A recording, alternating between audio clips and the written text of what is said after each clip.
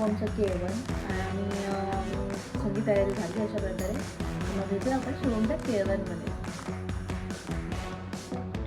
All set for शुभमचं केळवण. तर भेटू आपण शुभमच्या केळवणमध्ये.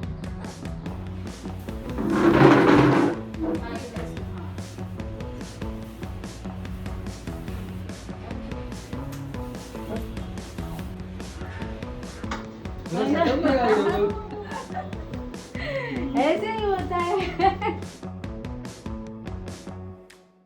Hello everyone, welcome to my blog again. So आजचा ब्लॉग कशावरती आहे हे तुम्हाला कळलंच असेल, कारण की आज मी ठेवलं होतं केळवण. आणि हे माझं सगळ्यात पहिलं केळवण होतं. बिकॉज ह्या अगोदर असं आमच्याकडे करतात लग्न अगोदर, पण मी एवढं मोठं कोणाचं केलं नव्हतं. पण मी शुभमचं केलं. सो त्यानंतर मी माझ्या दिवसाची सुरुवात करते माझ्या मोटिवेशनल थॉट्सने, जे मी किचनमध्ये हँग्स करून ठेवले आहेत रोज बघायचे त्याला म्हणून. आणि त्यानंतर म्हणजे आज आमच्याकडे जेवणाचा प्रकार होता हा गोड. कारण की मोस्टली केळवणमध्ये नॉनव्हेज असतं, सगळ्या प्रकारच्या फिश असतात, चिकन असतं, कोंबडी वडे असतात. बट नाही, शुभम हा व्हेजिटेरियन होता आणि त्याची होणारी बायकोसुद्धा व्हेजिटेरियन होती. सो आमच्याकडे बेत होता पुरणपोळीचा.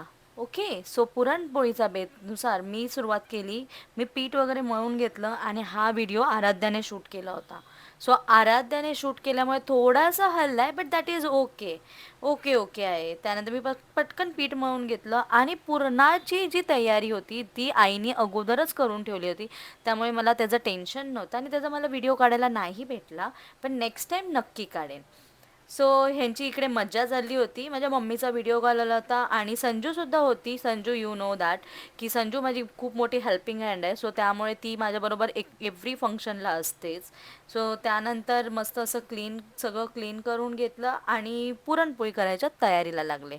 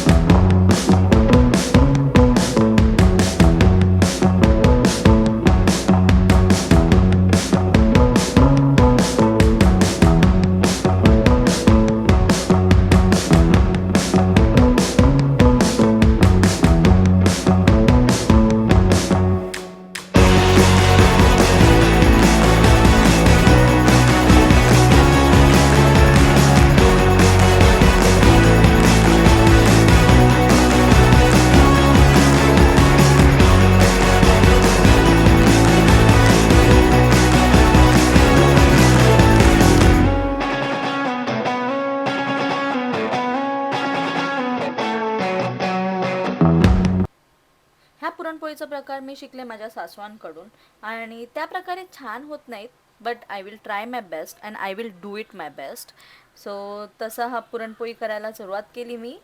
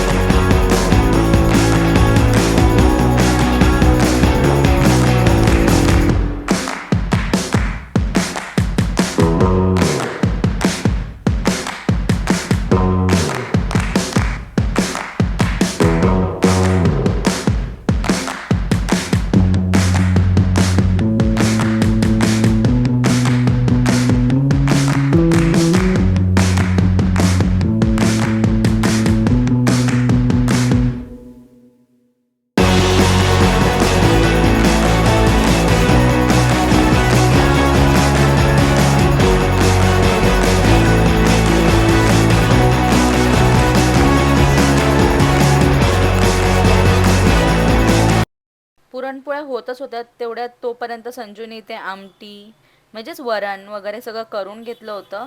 आणि this is Sanju. You know everyone's की संजू आता कोण आहे ते. आणि त्याचबरोबर मी एका साईडला भजीची तयारी करून घेतली आणि हे पापड आणि कुरडया ह्या सुद्धा होत्या सोबत. So let's see and watch. हे पहिलं मी कुरडई तळून घेते.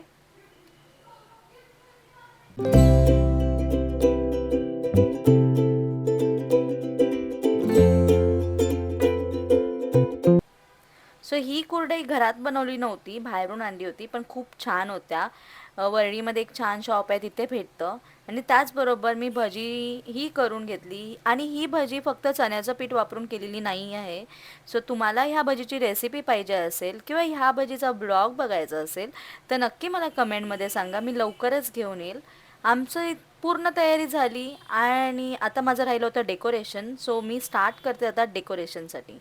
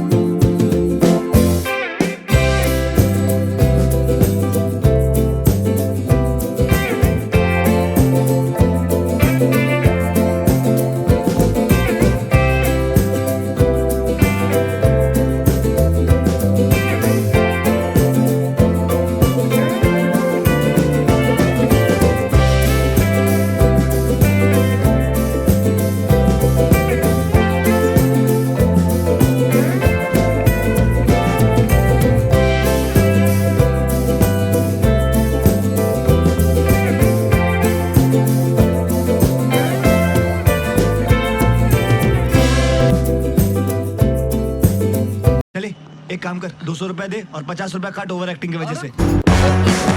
Our this dance and see the decoration. Finally decoration झालं होतं आणि ते दोघंही पोचतच होते. आणि हे सगळं मी बाय केलं होतं आणि हे संजू शूट करत होती. खूप हसायला येत होतं. पण फायनली One eternity later. आम्ही सगळं डेकोरेशन केलं होतं खूप छान मस्त. आणि मला तर खूप आवडलं होतं. तर तुम्हालाही कसं वाटलं मला कमेंटमध्ये नक्की सांगा.